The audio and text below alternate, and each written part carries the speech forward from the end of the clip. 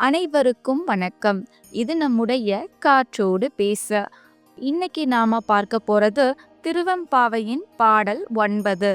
முன்னை பழம்பொருட்கும் முன்னை பழம்பொருளே, பின்னை புதுமைக்கும் பேர்த்தும் அப்பெற்றியனே, உன்னை பிரானாகப் பெற்ற உன் சீரடியோம், உன்னடியார் தாழ்பணிவோம், ஆங்கவர்க்கே பாங்காவோம், அன்னவரே எம் கணவர் ஆவர், அவர் உகந்து சொன்ன பரிசே தொழும்பாய் பணி செய்வோம், இன்ன வகையே எமக்கு எம்கோன் நல்குதியேல், என்ன குறையும் இலோம் ஏலோர் எம்பாவாய்.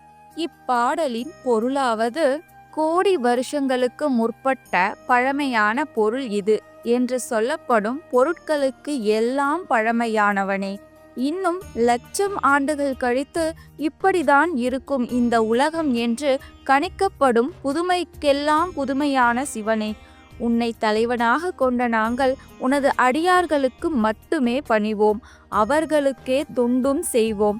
உன் மீது பக்தி கொண்டவர்களே எங்களுக்கு கணவராக வேண்டும், அவர்கள் இடும் கட்டளைகளை எங்களுக்கு கிடைத்த பரிசாக கருதி மிகவும் கீழ்ப்படிதலுடன் பணி செய்வோம்.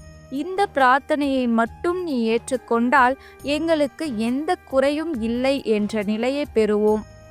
அதாவது தன்னுடைய கணவர் பெரிய செல்வந்தராக இருக்க வேண்டும் என நினைப்பவர்களுக்கு மத்தியில் அன்றைய பெண்கள் தங்களுடைய கணவன் பக்திமானாக அமைய வேண்டும் என விரும்பினர். அதை இறைவனிடமும் கேட்டனர். செல்வச்சீமான்களால் நிம்மதியை தர முடியாது. பக்திமான்களை மணந்தால் எளிய வாழ்க்கை அமையலாம். ஆனால் அதில் இருக்கும் நிம்மதி யாருக்கு கிடைக்கும் என்பதுதான் இந்த பாடலுடைய உட்கருத்து.